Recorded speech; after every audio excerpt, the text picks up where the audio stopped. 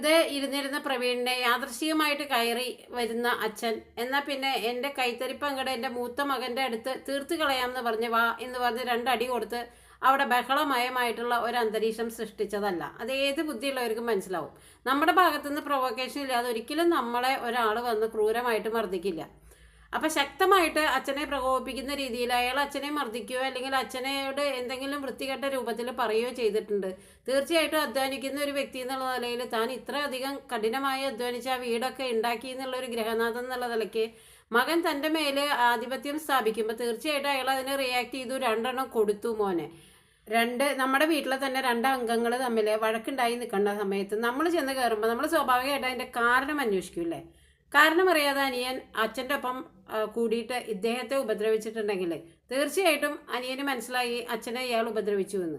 അതിൻ്റെ ഒരു റിയാക്ഷൻ എന്നോണാണ് അനിയൻ അച്ഛൻ്റെ കൂടി അടിച്ചിട്ടുണ്ടാവുക.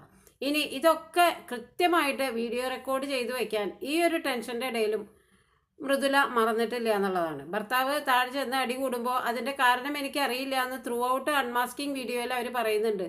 എനിക്കറിയില്ല അതിൻ്റെ കാരണം എന്താണെന്ന് എനിക്കറിയില്ല. ചേട്ടനെ അച്ഛനും അനിയനും കൂടിയിട്ട് ചവിട്ടി കൂട്ടും, ഞാൻ അവരുടെ ഇടയിൽ കയറി അങ്ങോട്ട് മാറുമെന്ന് പറയും. ഇതിൻ്റെ ഇടയിലൊക്കെ അവർ വീഡിയോ എടുത്തിരിക്കുന്നു. ഇതിൻ്റെ റീസൺ ഇവർക്കിട്ട് അറിയില്ല. അപ്പോൾ ശരിക്കും പറഞ്ഞാൽ ഇവർ പോലീസ് സ്റ്റേഷൻ്റെ മുമ്പിൽ നിന്ന് അച്ഛനും അമ്മയല്ലേ ഞങ്ങൾ കേസ് കൊടുക്കുന്നില്ല എന്നൊക്കെ പറഞ്ഞ് തിരിച്ച് നല്ലവരായിട്ടുള്ള ഉണ്ണികളായിട്ട് വന്ന് തിരിച്ചു വരുന്നതിൻ്റെ ഏറ്റവും പ്രധാന കാരണം ഇവരുടെ ഭാഗത്തുനിന്ന് ശക്തമായിട്ടുള്ള ഒരു പ്രൊവോക്കേഷൻ ഉണ്ടായിട്ടാണ് ആ വീട്ടിൽ ആ വഴക്കുണ്ടായിട്ടുള്ളത്. അല്ലെങ്കിൽ ഇവർ കൃത്യമായിട്ട് വീഡിയോ എടുത്തു വെക്കില്ല. ഒരു വഴക്കുണ്ടാവുമ്പോൾ ആ വീട്ടിലെല്ലാവരും പാനിക്കായി മാനസികമായിട്ട് ഒരു വീട്ടിലെ അംഗങ്ങളാണ്, പുറത്തുള്ള ആളുകളല്ല.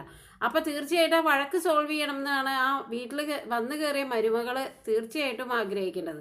അതിൻ്റെ ഇടയിൽ കൃത്യമായിട്ട് അനിയനെ അല്ലെങ്കിൽ ഭർത്താവിനെ ഇട്ട് തല്ലുമ്പോൾ അതിൻ്റെ വീഡിയോ പിടിക്കാനും അതിൻ്റെ ക്ലിപ്സ് പിടിക്കാനും സ്വന്തം കരയണ ക്ലിപ്പുകൾ ഭർത്താവിനെ കൊണ്ട് പിടിപ്പിക്കാനും ശക്തമായിട്ടുള്ളൊരു പ്ലാനിങ് ഇവരുടെ കാര്യത്തിൽ ഉണ്ടായി എന്നാണ് എനിക്ക് തോന്നുന്നത്.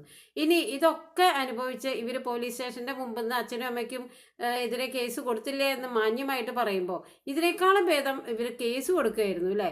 തീർച്ചയായിട്ടും അച്ഛനും അമ്മയും ഇങ്ങനെ അനിയനെ ഈ പൊതു ഇടത്തിലിട്ട് ഇവർ ഈ യൂട്യൂബിലിട്ട് ഇങ്ങനെ കൊല്ലുന്നതിനേക്കാളും ഭേദം ഇവർക്ക് കേസ് കൊടുക്കാം, അല്ലെങ്കിൽ നേരിട്ട് രണ്ട് അടി കൊടുക്കാമായിരുന്നു. എന്നാലും അവർക്ക് ഇത്രയും വിഷമം ഉണ്ടാവില്ല. ഇനി ഇവർ ഈ കേസ് മറ്റൊരു ഇനി റിയാക്ഷൻ വീഡിയോ ആയിട്ട് വരും അനിയൻ എന്ന് വിചാരിച്ചിരിക്കുന്ന ആൾക്കാരോട് അവരൊരിക്കലും വരില്ല. കാരണം ഇവർ കൃത്യമായിട്ട് അവർക്ക് ഭീഷണി കൊടുത്തിട്ടുണ്ട്. നിങ്ങൾ റിയാക്ഷൻ വീഡിയോ ഇതിന് ഇട്ട് കഴിഞ്ഞാൽ ഈ മൃദുലയുടെ ഗർഭിണിയായിരിക്കുമ്പോഴത്തെ ഇങ്ങനെയുള്ള കരച്ചിലും ബഹളവും അടിയുടെ ശബ്ദവും എല്ലാം കൂടി കൊണ്ടു കൊടുത്തു കഴിഞ്ഞാൽ ഈ പ്രസവിച്ച ന്യൂ ബോൺ ബേബി ആയിട്ട് അവർ ഓരോ നിയമത്തിൻ്റെയും അല്ലെങ്കിൽ നിയമത്തിൻ്റെ ഇടങ്ങളിലേക്ക് പോയി തുടങ്ങിക്കഴിഞ്ഞാൽ ശക്തമായിട്ടുള്ളൊരു നടപടി അച്ഛനും അമ്മയ്ക്കും അനിയനും എതിരെ വരും എന്ന് ഇവർക്ക് കൃത്യമായിട്ട് അറിയാം. അതുകൊണ്ട് തന്നെ ഇവരൊരു റിയാക്ഷൻ വീഡിയോ ആയിട്ട് വരില്ല. പക്ഷേ ഇതിൻ്റെ പ്രൊവോക്കേഷൻ, ഒരച്ഛനെ എന്തെങ്കിലും ചെയ്യാതെ അച്ഛൻ വെറുതെ മകനെ ഇട്ട് തല്ലില്ല. പിന്നെ ആ അച്ഛൻ ശംഭു വയ്ക്കണു, അനിയൻ കുടിക്കണു, അമ്മ അങ്ങനെയാണ് എന്നൊക്കെ പറഞ്ഞ് മാക്സിമം അച്ഛനെയും അമ്മേനെയും അനിയനെയും ഇട്ട് ഇത്രമാത്രം ഹരാസ് ചെയ്യിപ്പിക്കാനായിട്ട് ഇട്ടുകൊടുത്തിട്ട് ഞങ്ങൾ അത്രമാത്രം പീഡിപ്പിക്കപ്പെട്ടു. ഇനി ആ 9 മാസം മൃദുലയുടെ അവിടെയുള്ള വീഡിയോകൾ നോക്കിക്കഴിഞ്ഞാൽ അവർ അത്രയും ഹാപ്പി ആയിട്ട് ഇത്രയും ഷോർട്ടുകളിൽ ഇത്രയും വഴക്കുള്ള അച്ഛനും അമ്മയായിട്ട് എങ്ങനെ ഇവർക്ക് ഷോർട്ട് അഭിനയിച്ച് വീഡിയോ ഇടാൻ പറ്റി എന്നുള്ളതാണ്. എന്തായാലും തുടക്കം സാമ്പത്തിക തർക്കമായിരിക്കും, ആസ് യൂഷ്വൽ സാമ്പത്തിക തർക്കമായിരിക്കും. പിന്നെ ഓരോ പടിയായിട്ട് വഴക്കുകൾ കൂടുതൽ പ്രശ്നങ്ങളായിട്ട് തീർന്നിരിക്കാനായിട്ടുള്ള ചാൻസ്.